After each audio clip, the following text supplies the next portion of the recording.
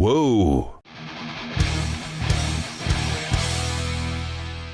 So this project begins over at the miter saw station, where I'm chopping off a few pieces of 2x10 material. This is going to be run through the planer and thickness down to about 1.25 inches each. These pieces were left a little bit long intentionally, just to remove the snipe on the ends before glue up.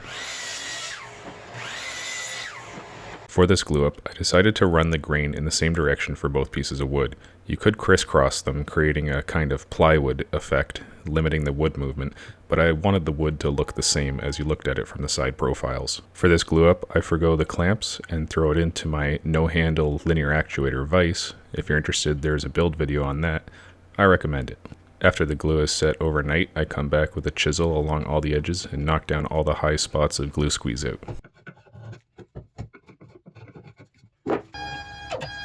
Next, over at the miter saw, I make sure to have a hold down keeping the piece in place as I cut 30-degree angles on both sides.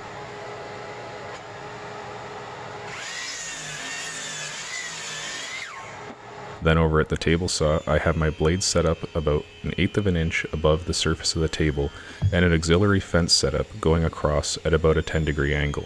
I simply keep an even feed rate and pressure across the blade as it rides along the back fence on all 3 sides. I then raise the blade 1/8 inch at a time and repeat until the desired depth is met. Now you want to make sure you don't nibble away too much, you're always left with 3 points of contact.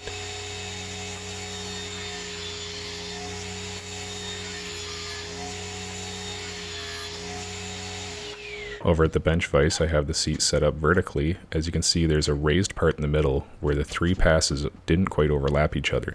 This is simply taken care of with a chisel, and then over with my random orbit sander, just make everything real smooth and even across the middle. Next, I want to give the sharp pointy bits a nice round over, so I find a washer that I like, mark it off, and then using my bandsaw, I can rough saw this out.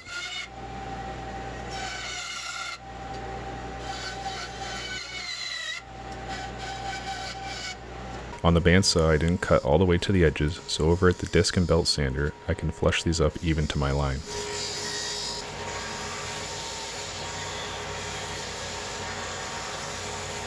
Next, I can begin setting up a jig, which is going to ride along my table saw fence for cutting a bevel in the back side of the stool tops. This jig is simply made with 2 offcuts from the stool top that was cut out earlier and a piece of plywood along the back. As you can see, the stool top fits into the jig nicely, but I want to install a clamp which will hold the piece in place as I make sure to hold this piece up against the table saw fence during operation. I have my table saw blade set to about 8 degrees. And this jig is very simple to use. You simply install it with the clamp, cut it through the blade, rotate it, and repeat 3 times, and you've got a bevel on all 3 sides of the bottom side of the stool top. This will allow me, when later drilling out the holes for the legs, to keep them at that same angle. The next step is to drill out the centers for the tailstock and headstock on my table saw lathe, as I'm going to use the table saw lathe to turn these down to 1 1/8 inch dowels for all 6 legs. On the table saw lathe, I simply screw in the headstock end, then move the tailstock in place and lock it in place. As I start it up, I raise the blade, have it spinning at the same time, and I can check my overall dimensions, raising it up a little bit at a time and keep checking my dimensions. I want this to be about 10 thou bigger than final dimension, as it will get sanded down and that'll create a nice snug fit into the hole drilled out by the Forstner bit later.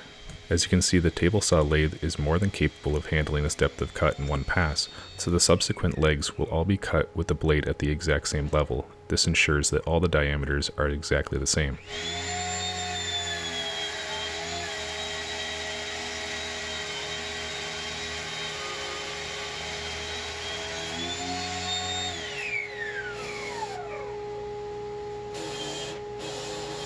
Over at the miter saw, I can chop off the hole created by the table saw lathe on one end. The other end I'm going to adjust to the exact same angle that I cut on the bottom side of the stools and cut these down to final length. That way the legs can sit flush on the floor.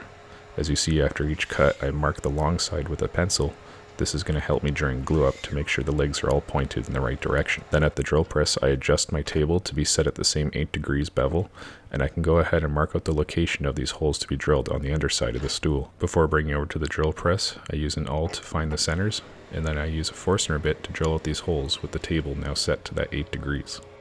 The next step is to give the bottom and top a nice sanding with the random orbit sander up to 220 grit, and then just simply round over the edges with some light hand sanding.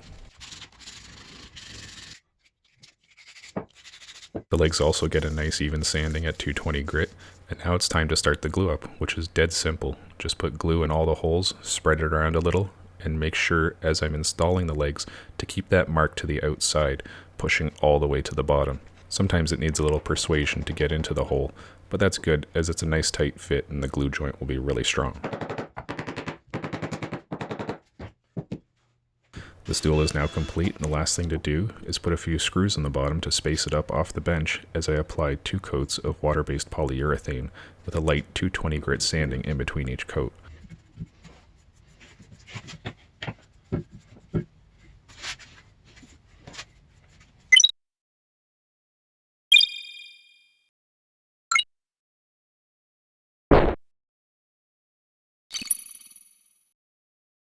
I got you some stools.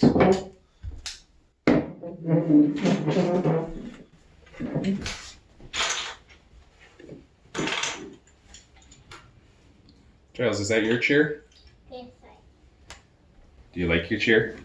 I like mine. I like mine.